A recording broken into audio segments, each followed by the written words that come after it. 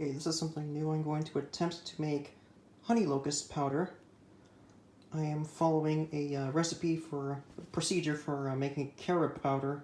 The problem with honey locust pods, they're thinner than carob, and it's hard to remove the seeds. Now these were gathered from a female honey locust tree.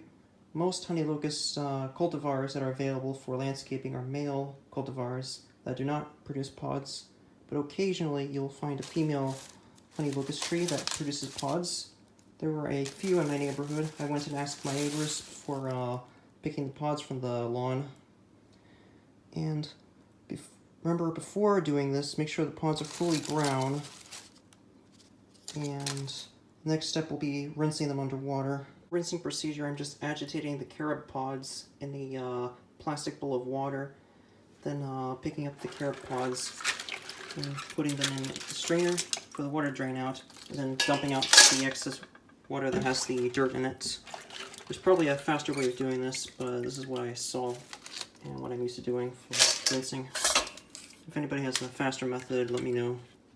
Just done is shredded the pods up into 1-inch pieces. I use my hands, but there's probably a faster way of doing it. Only some of the pods actually had seeds in them. I shook the pods just to make sure, and if there's a rattling noise, that means there's some seeds in them. For those, I carefully pried out the seeds. There might be a few seeds left in the pods, but one trick I see online is to soak the pods in warm water overnight to soften them, and then remove the seeds that way. But I want to make sure that the seeds remain viable if I want to sprout them. Okay, now I'm going to prepare the drying rack and put them in the oven on a very low temperature. It's actually a convection oven, and the lowest temperature I can actually get to is 170. I don't know what your lowest temperature is, but whatever it is, set your oven temperature to the lowest temperature for drying these out in the oven. I have laid out the bits of honey locust on a sheet of aluminum foil lined cookie tray. I'll be drying these for a few hours in the oven and then taking the pods out for the next part. I will see you in a bit. Okay, it's been about 2 hours from drying in the oven at 170 degrees Fahrenheit, and it looks like the bits of the honey locust pods are brittle enough to put in the food processor. I will now begin grinding them. Not to mention, there appears to be a kind of membrane or string on these pods, a lot like string beans or pole beans. It might take some time, but I'll probably spend a while peeling off these. Next time I roast them, I'll probably peel off the membrane, the strings off before the roasting period. Okay, I'm now beginning the grinding process, low on pulse. Hopefully this works properly. Due to the noise, I will be turning off the camera.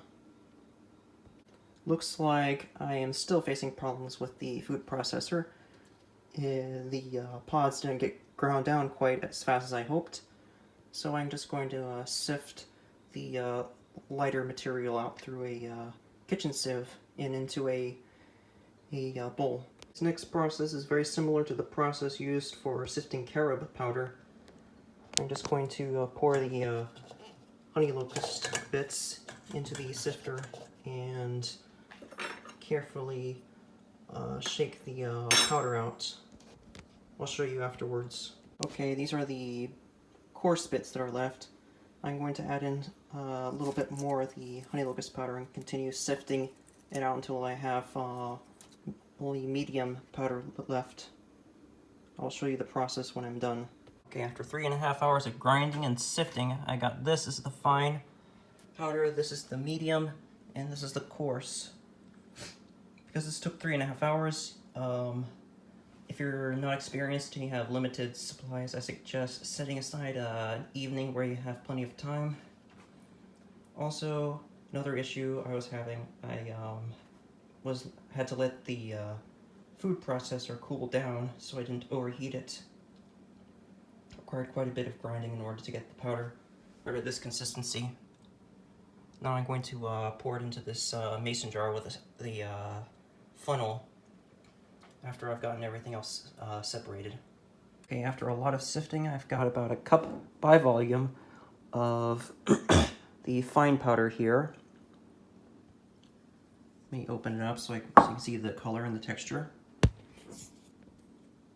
And about a cup by volume of the medium powder here. Let me open up so you can see the texture. Based on what I've heard, you want to use the finer powder for making ice cream or smoothies, and the medium powder for baking. Although this powder right here, I might have to grind it up some more before using it for anything. It looks a bit like ground oregano right now, more than cocoa powder. So that was the process. It took over 6 hours based on the way I did it for a small batch. About, let me show you the bag size. Bag about this size. So I might need to find some more efficient equipment next time. Hope you liked it. Like the process, I guess you can subscribe. I might have more videos of food preparation and gardening in the future.